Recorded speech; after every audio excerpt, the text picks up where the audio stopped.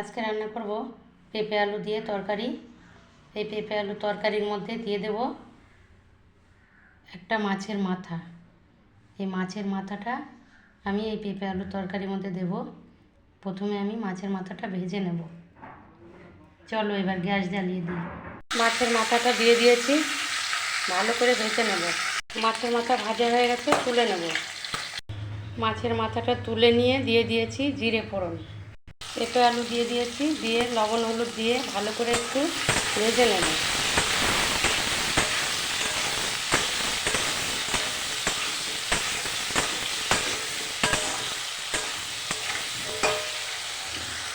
মশলার মধ্যে আমি নিয়ে নিয়েছি আদা, জিরে, লঙ্কা, একটু পেঁয়াজ, হলুদ, কাশ্মীরি লঙ্কার গুঁড়ো দিয়ে দিয়েছি। এই মশলা আমি দিয়ে দেবো পেঁপে আলুর তরকারির মধ্যে।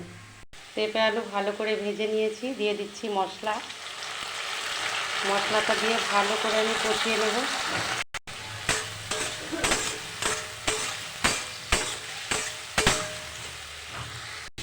মশলা দিয়ে ভালো করে আমি কষিয়ে নিয়েছি, দিয়ে দেবো জল।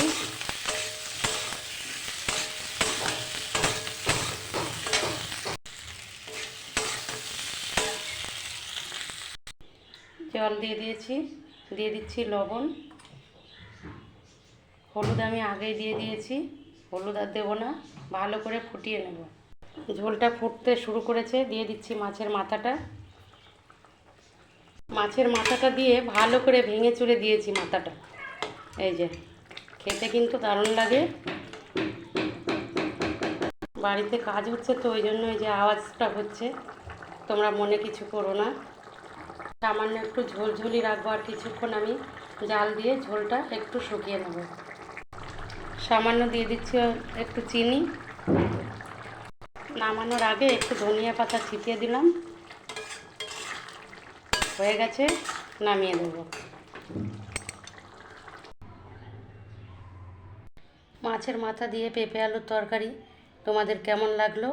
ভালো লাগলে অবশ্যই চ্যানেলটিকে সাবস্ক্রাইব করে আমার পাশে থেকো, আর বেশি বেশি করে লাইক, কমেন্ট, শেয়ার করে দিও সবার মাঝে। আমার কাছে এইটুকুই অনুরোধ রইল। আজকের মতো এই পর্যন্তই, দেখা হবে পরবর্তী ভিডিওতে। কালারটা দেখো কত সুন্দর হয়েছে, খুবই সুন্দর।